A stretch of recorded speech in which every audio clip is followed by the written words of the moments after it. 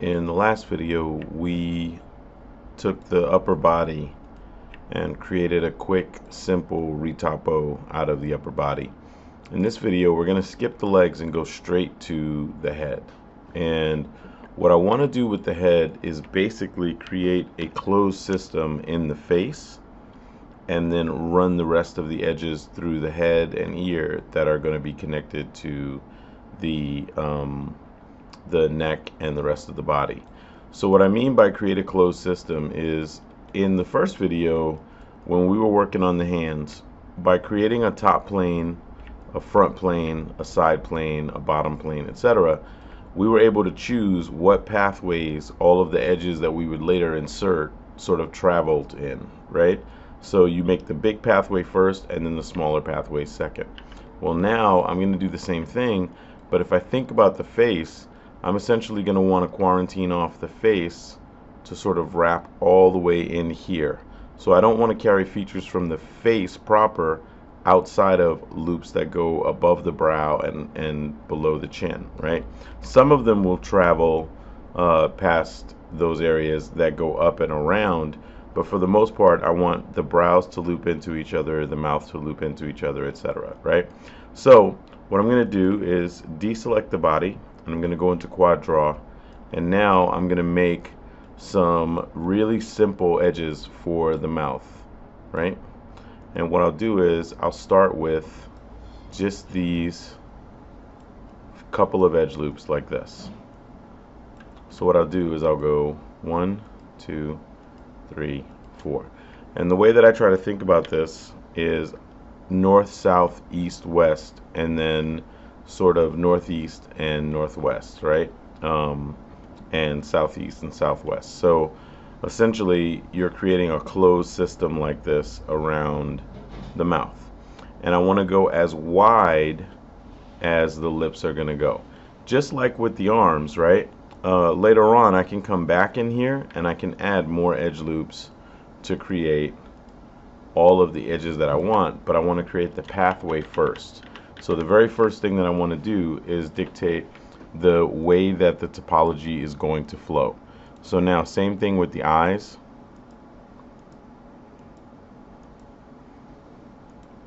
And one of the things about this process is, if you haven't retopoed before, it's not very intuitive.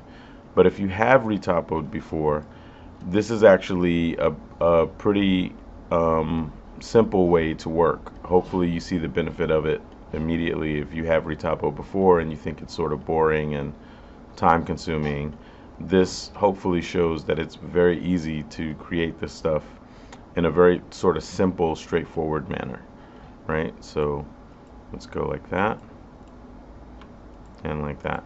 Now, one of the interesting general rules that's followed, whether you're talking about games or film or whatever for retopo, is wherever you have in something like the eyes or the mouth a loop on the top, you have a loop on the bottom, right? So if there's an edge here, there's a corresponding edge below, right?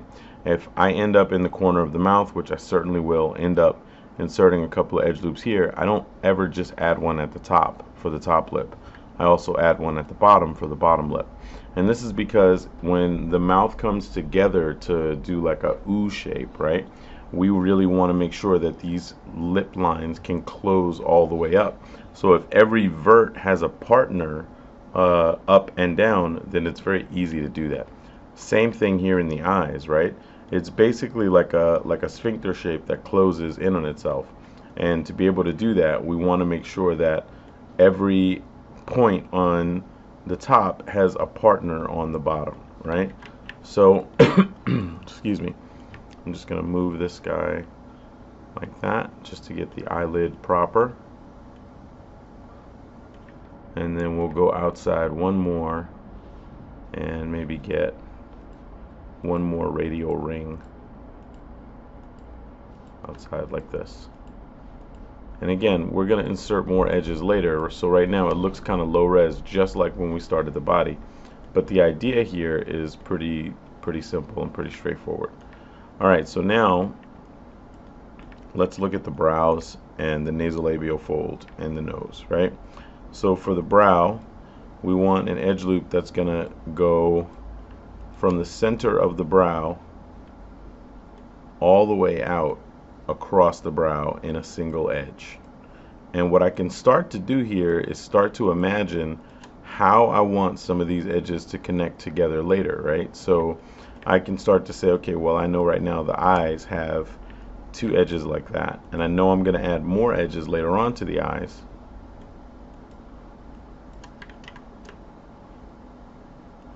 But for right now, I just make sure that each point has an edge. I don't need to connect them yet, right? I don't need to do this. But, you know, I need to just make sure that each one has a corresponding edge, right? And now here in the nose,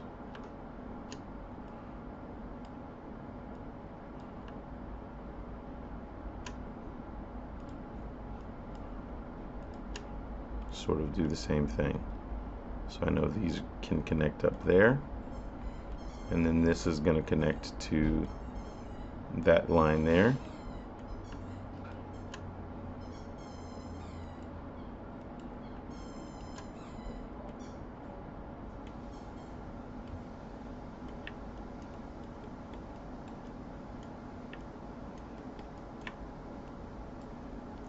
Alright, and now I get to determine what's going to happen here at the nostrils. I'll go ahead and put in a couple of edge loops around here like this, right? And now for the middle section of the nose, let's go ahead and add two little edges like this that go all the way through the center of the nose like so. So I know already, just looking at the nose, I'm going to want to have two tight edges here, and I'll go and add two tighter edges there, right? Because again, we want to follow that rule. Every point on the top has a neighbor on the bottom. And now with the nostrils, I have a couple of options, right? I'll show you the way that I'm going to try to handle this first. I'm going to come around like so, and I wouldn't necessarily handle it this way if this was something that where I was really concerned with poly budget, right? I wouldn't add this extra row in here. But if I'm not that concerned with the poly budget, in the case of something like a cinematic or film asset, then I can go ahead and just do this. So let's do that.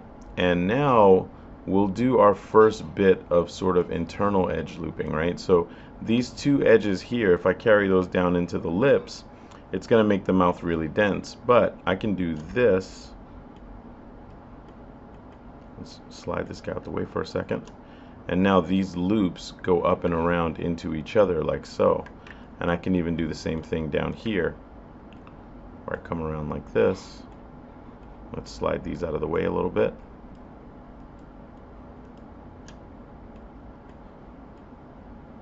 And I can do that. And now I've got this entire edge loop sort of, if I decide that I need more geometry in there to control the crease, I can always add that, and it's a closed system, and that doesn't go out into the rest of the the face, right? So let's see what happens now if I do this and actually start to connect up some of these edges. Alright, so that's looking okay. And now here at the nasolabial fold, this is going to be an interesting thing, right? So we want to try to avoid triangles usually for things that are going to be of a resolution that reflects, you know, something for film, right? Actually, I'll put that back and we'll leave that there for a second. And now let's start thinking about the nasolabial fold. So these are going to match up here, right? And then I'm going to take the corner here and match up that guy to there. And then I'm going to add this guy here. And I'm going to start building out a nasolabial fold.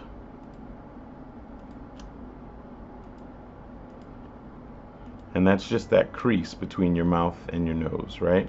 So I'm going to start building that out here like this. And if I look, I'm going to get to a point really quickly where I have a really intense decision to make in this area for how I deal with that triangle, right? Because if I go like this, there's going to be a triangle edge here. Now, there's a bunch of ways to deal with this. one of the ways is, if I want more resolution here in the middle of the nose, I can actually insert an edge loop here on the side. And now technically, even though this looks triangular, it's got 1, 2, 3, 4 sides, and I can do this. And now I have a natural edge flow that sort of runs along the side of the nose here and gives me a little more resolution here in the brow.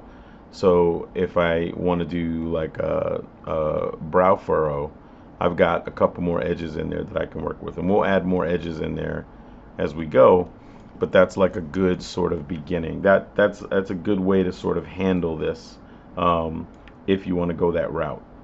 If we go back, another way that we could handle it, a way that I'd be more inclined to handle it, I'm going to delete that face, go back into Quad Draw, I'm going to make another edge here. I'm going to do that, that, and that. And now I'm not carrying extra edges up here. Again, we can add more edges up here later on, but now I've created something that's a little bit more grid-like across the nose.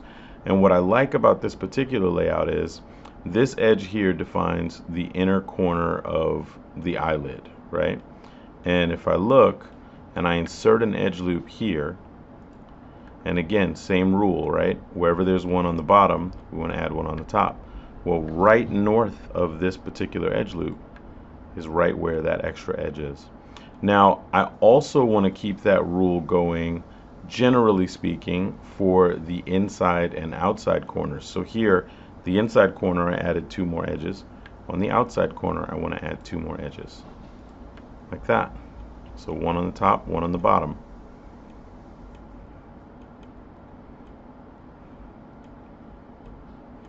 And then just to even out the density, I want to add another edge here, which means another edge there. Another edge here, another edge there. And now we can see really quickly we've gone from something that really lacked any kind of complexity to something that is starting to, you know, follow the form of the eye pretty well. And just like in the body, oh, and you know what, before I forget, let's add another row down here. Just like in the body, I'm not so concerned with the edges being evenly spaced out initially, because I can always come in here and just use a little bit of soft select, so B, and I can start to relax some of these edges. And again, remember, the relax works either on inside edges or outside edges. So if I click on the exterior edge here, I can smooth it, or if I click on the interior edges here, I can smooth them.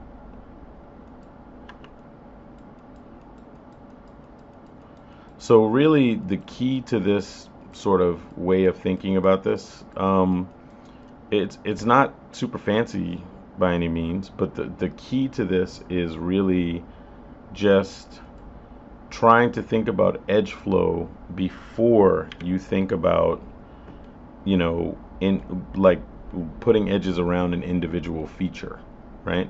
I know the way I'm going to want the eyes to flow up into the brow, so establish that first. And then later on, you can insert more edges into an area to get more resolution, right?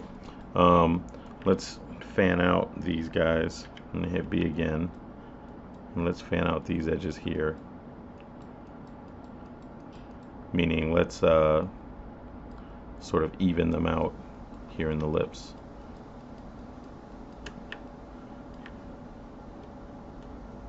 And soft selection works as well with just the move tool, right? So if I just middle mouse click a point and sort of slide around, it's still using soft selection, right? So now let's go and add another row here, which means we're going to add another row here.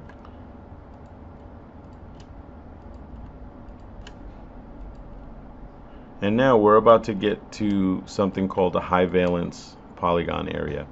And what that means is, you know, we're using all 4-sided polygons right now, right? We're not going to have any triangles.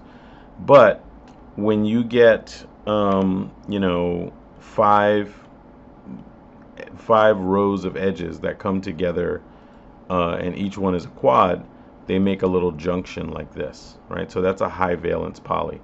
And you can determine where you put the high valence poly. This used to be a really big deal. Before skinning in programs like Maya or Max was as good as it is today, this used to be a really big deal because you would get a lot of weird deformation in areas where you had high valence polys. And nowadays, the skinning is so good that it's actually not that big of a deal. I'm fine with leaving that exactly where it is, right? I have no issues with leaving that right there. So now I'm going to start to try and fill these areas out, and I could probably use the extrude here. So hit tab, but I'm sort of just in this mode right now where I'm doing this. And now I can determine with this edge flow, if I try to have these edges flow up into the brow like this, that's going to lock me into a certain resolution. So what I'm going to do instead is I'm actually going to take these brow edges and I'm going to try to have them go around towards the back of the head like that, and that's going to make this area a lot cleaner topologically. So let's smooth all this out a little bit.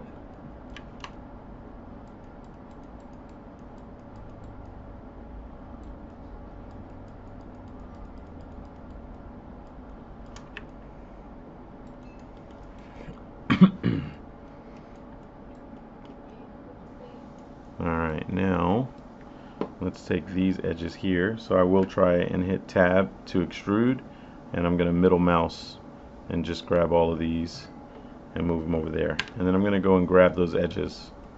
So 1, 2, 3. I'm going to turn off soft selection and just scale them. And again, everything we're doing is, you know, to the live surface under, right? Because we have make live turned on like we did in the first video. So now I can sort of figure out how I want to try and incorporate the ear. Now, one of the hardest things is when you are trying to figure out how you want to take an area with a lot of detail and connect it to an area without a lot of detail, right? So something like this ear is going to be really tricky to integrate with the rest of the head in a clean way, unless we've got everything around the ear well defined first, right? So I'm going to turn on soft selection and slide some of these edges forward a little bit, and then smooth. So I really like the way this system works. It's very, very forgiving and very flexible, so I can take all this stuff and sort of slide it around to generally where I want it, and then smooth it all out to get it more grid-like after I do some sliding, right? So now I can determine, let's say this edge here. Let's see what happens if we take this and try to loop all of these edges in and around on themselves on the chin.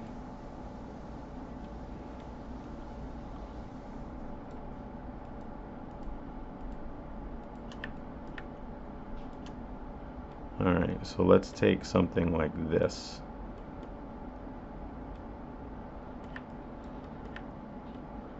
And let's see what happens now if I take this edge loop, and maybe this edge loop. So 3 edges. So I'm going to insert 1 and 2 like that. Let's just see what happens if we sort of go with that.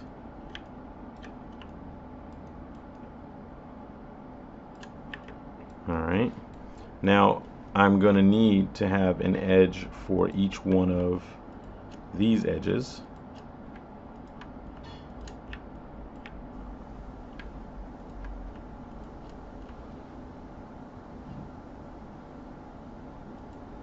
Like so.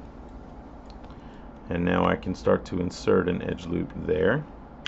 I'm going to hit B to turn off soft selection, and let's get another one there.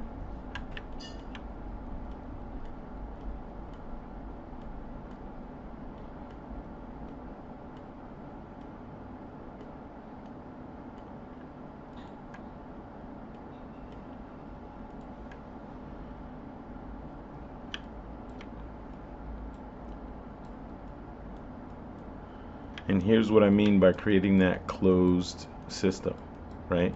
I can control exactly how many edges I have over here. And even though this looks like a weird little bubble here, it won't for very long. I can control how many edges I have connected here, right? I can sort of insert an edge loop and continue that around. And I have auto snap turned on, right? So each one of these is just snapping to a corresponding neighbor, like so. So now let's go ahead and get rid of these faces. And what I'm going to try and do is, it looks like there's 1, 2, 3,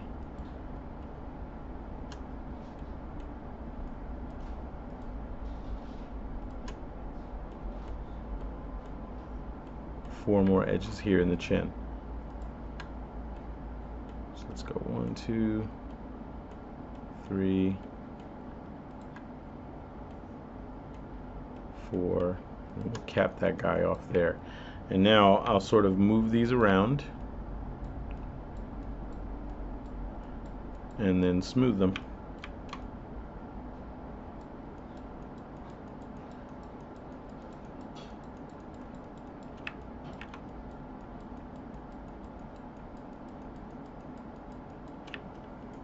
And even now, if I look here, I don't really need that.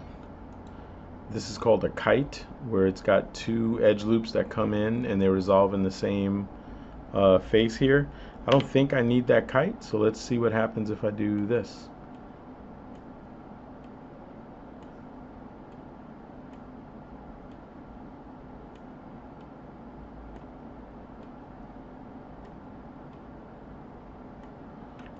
Alright, now we can fan these out a little bit.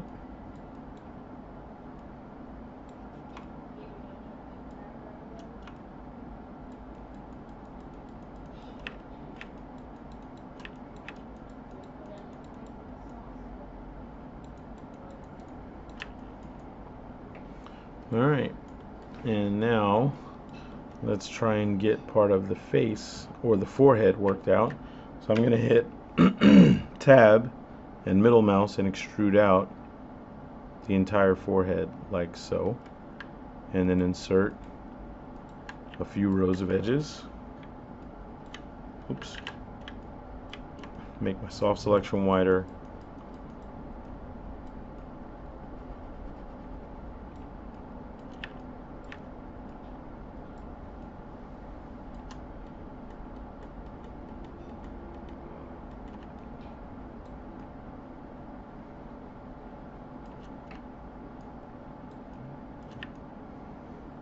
Alright, and now we've got the major animatable parts of the face. You know, the layout is mostly done. And if we decide that we want to add or subtract a couple more edge loops anywhere, we totally can. But the major part of the face is done. And if we look now, I can start to even think about how this is going to connect up to the body.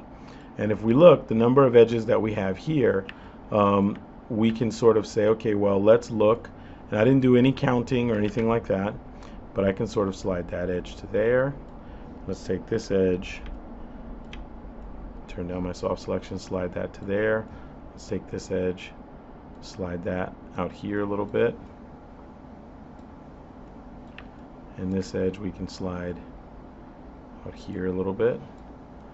So it's actually not that far off from what we currently have.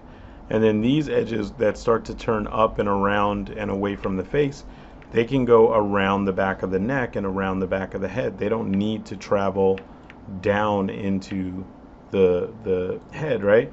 And because I started a certain way with that big simple shape here in the mouth, I have confidence that this is going to work.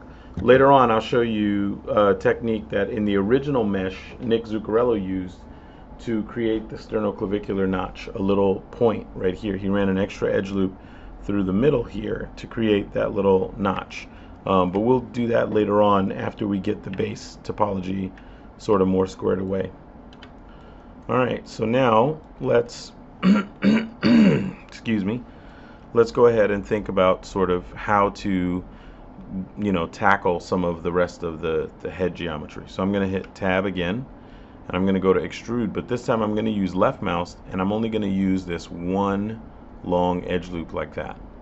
And then I'm going to go over here and hit it, tab again and middle mouse, and that's going to get all the ones up to that edge loop. So I wanted everything up to here, but I didn't want anything else, so I made one long loop first and then used that middle mouse extrude to get the rest of this. I hope that makes sense. If it doesn't, then watch that part again. Hopefully it will. So now I can hit B, start to wrap some edges around the back of the ear, like so. And one of the things I was telling people in the class I was teaching is, you know, for a character, you know, you'll be futzing with the topology for a while, right? It's not like this is going to be a one and done process, but they all had basically sort of bipedal characters that they were creating in the course. And for an average biped, you know, I like as much as I can to try to break things down into sort of, you know, what makes sense to do in in a morning, right? So if you come in at 9 a.m.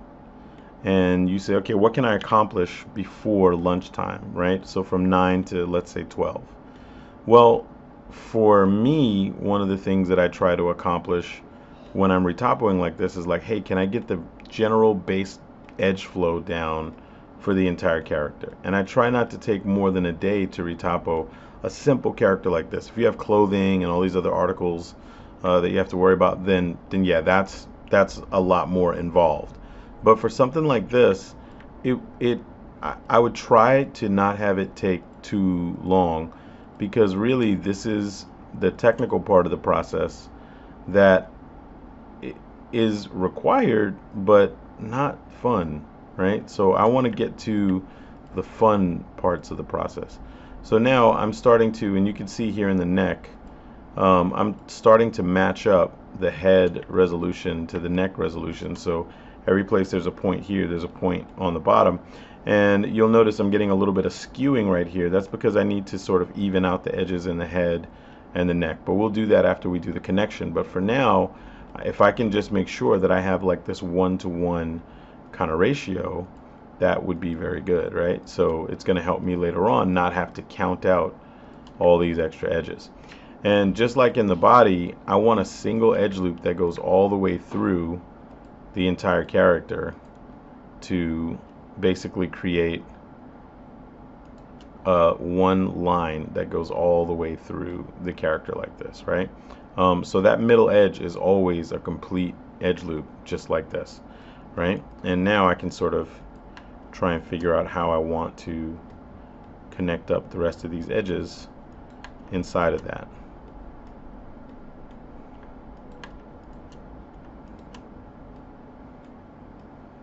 So again, pathway first, and then after you figure out the pathway, now you add resolution that you need. And in the back of the head here, I'm intentionally adding way less geometry because there's no detail there, right?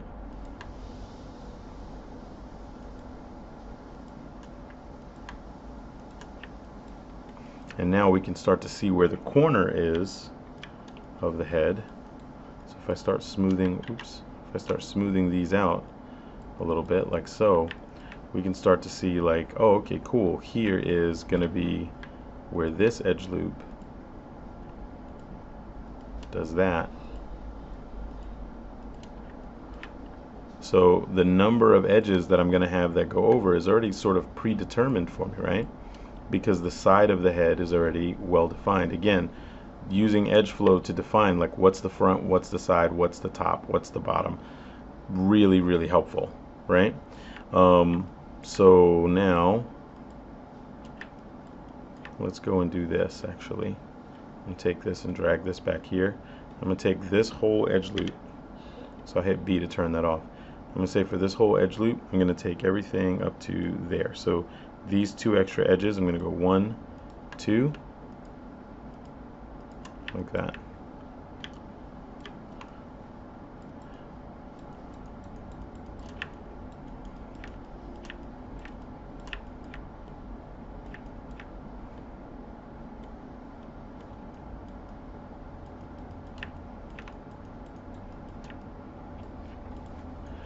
Alright.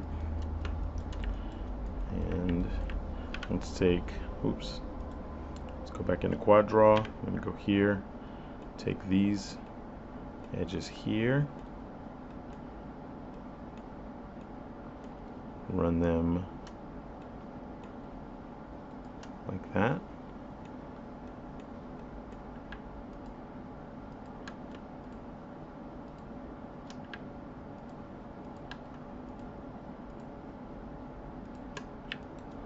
Alright, and there's our head topology. So now, if I smooth this out, and where we get these high valence sort of kited polygons, I'm going to take those and try to move those, right? Because those are good indicators for where the corners of the head are, right? So I'll take that and try to move that out like that, and take that and try to move that out like that.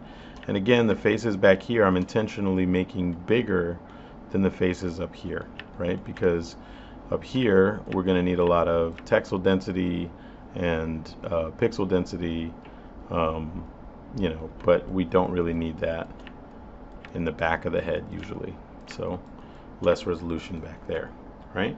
And now the same way that I created a closed system for the nose and the nostril so that I can go back and add more resolution like that if I ever want to, we're going to do the same thing for the ear, right? So if I go now and let's say, so actually I'll show you why that's important, right? Like if I try to add more resolution here to the nose, I can do that, but now that resolution is going all the way down into the rings of the mouth, which isn't necessarily bad, but I should even this out, and you can see now the corner gets a little tricky and it is getting a little dense down here, right? So it's a lot to deal with.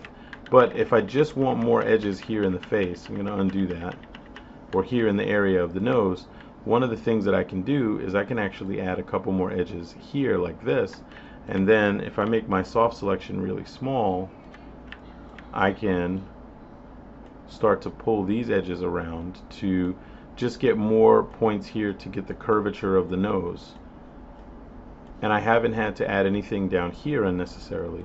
And now when I start to smooth and average those points, it's smoothing and averaging from those points locally, right? Just in that one area, right? So just a simple way to sort of control that,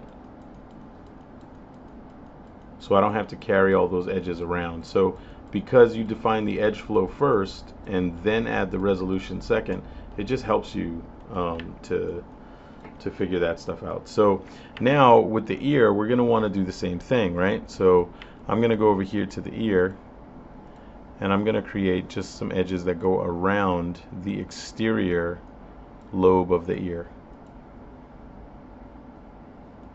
And sometimes, oops, sometimes it might be worth it to do this as a separate quad draw. So if I do this without the head selected, right, it will let me create a new piece of geometry that doesn't try to sew itself to the rest of the ear.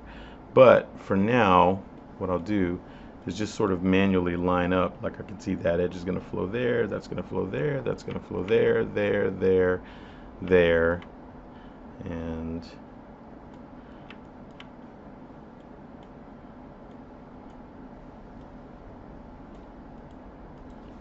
let's go there.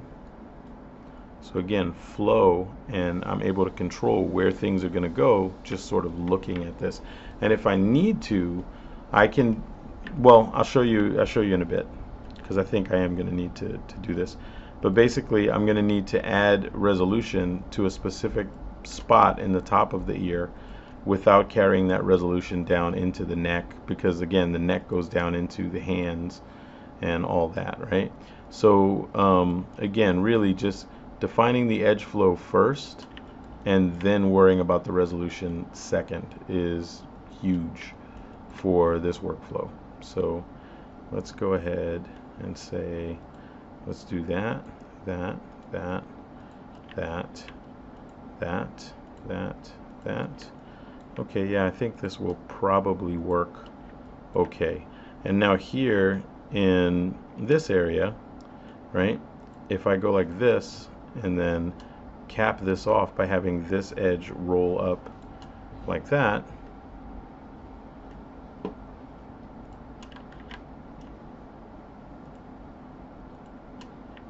Then now I can do that.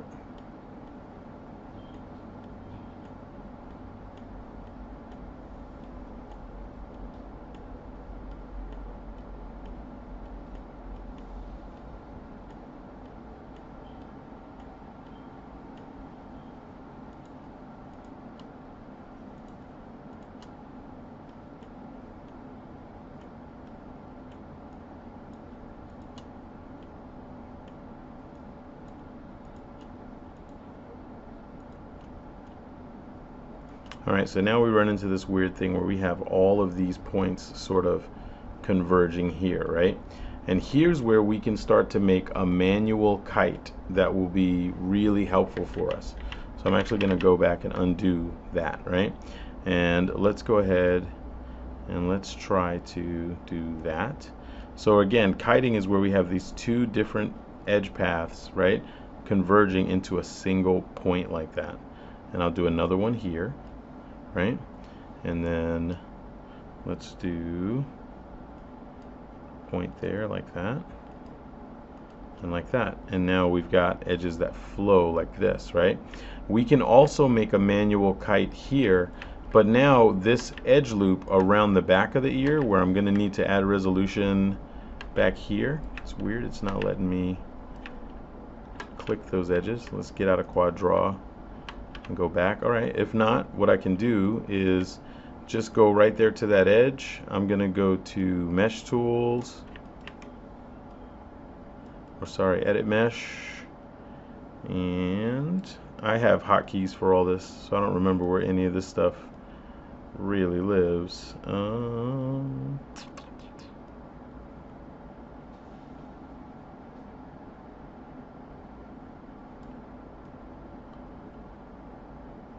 Oh, there you go. So yeah, Mesh Tools, Insert Edge Loop, and I'm going to click and drag and insert an edge loop back here like this. But because we created that closed off system, it's taking those edge loops, and I can add as many as I want to get the curvature of the back of the ear here. Whoa, don't want to do that. I want to do that. And now if we look, right, I can go back into quad draw here, and if I go to smooth, so I'll make my soft selection a little bit bigger and smooth, these will all suck up onto the back of the head. I made too many, I think. But you can see I'm not carrying any extra resolution out into the rest of the ear, right? So, and if I want to get rid of some of these, and I'll hide this for that, right? If I want to get rid of some of these, now even though that layer is hidden, I can still come back here in quad draw, and you see it turns blue.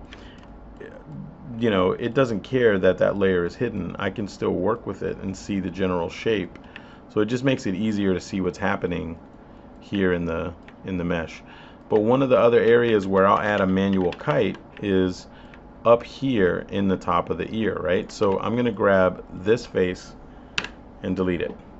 And now I'm going to go to quad draw, and I'm going to add an edge loop here, which is going to give us another like sort of edge there, and that's going to carry up and around the top of the head. I'm going to do that same thing again here, and that's going to give us another edge and carry up and around the top of the head. I don't want to carry that down into the neck because we already have pretty much parity in the neck. So what I'm going to do is fill in there and fill in there. We created two more edges for a slightly smaller manual kite that creates still four-sided shapes, right? Even though it looks triangular here, it's still a four-sided shape.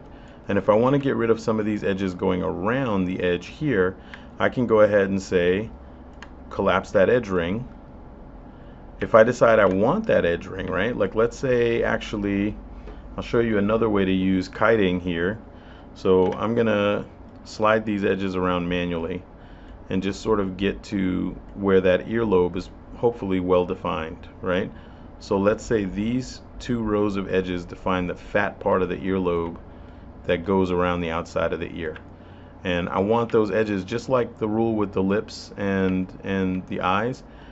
If you have an edge that defines something, right? So whatever defines the edge of the eyelid or the edge of the lip line, I want that same thing to define that specific feature going all the way around, right? And that's what's going to make the rigging go way smoother later on.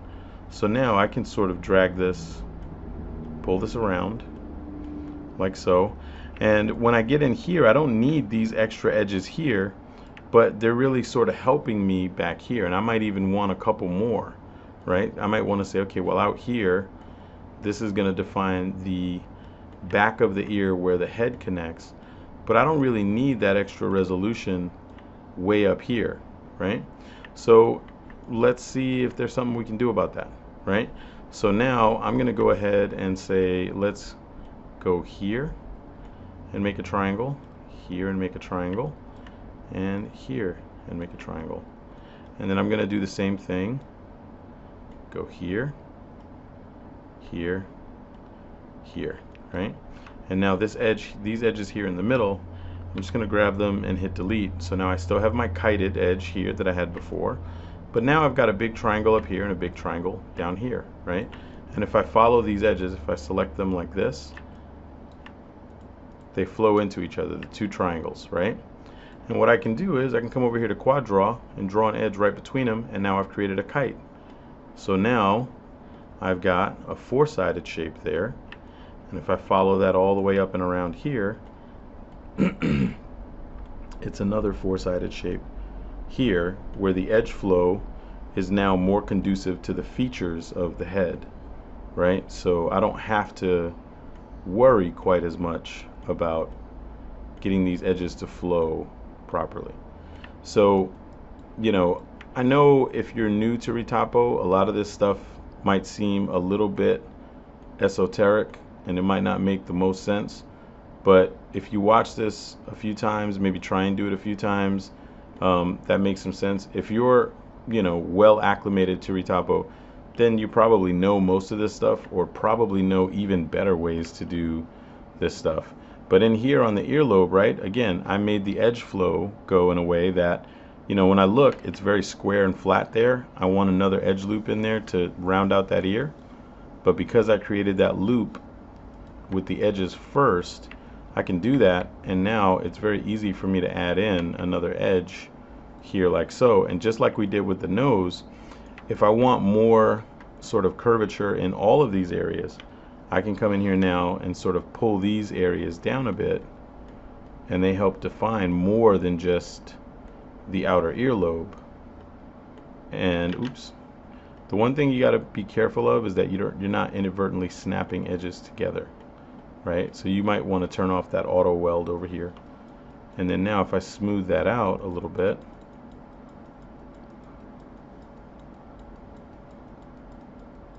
hopefully we're capturing the shape of the ear there.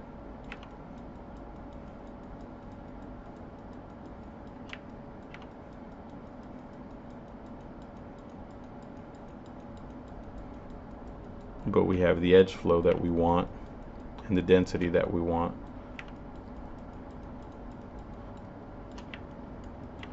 Alright, so now if we come over here and we sort of do our count, right? So if we go from the center line out, we go that face to that face. So let's actually go to quad draw, and I'll take the neck and sort of move it up to the head. That face to that face, that face to that face, that to that, that to that.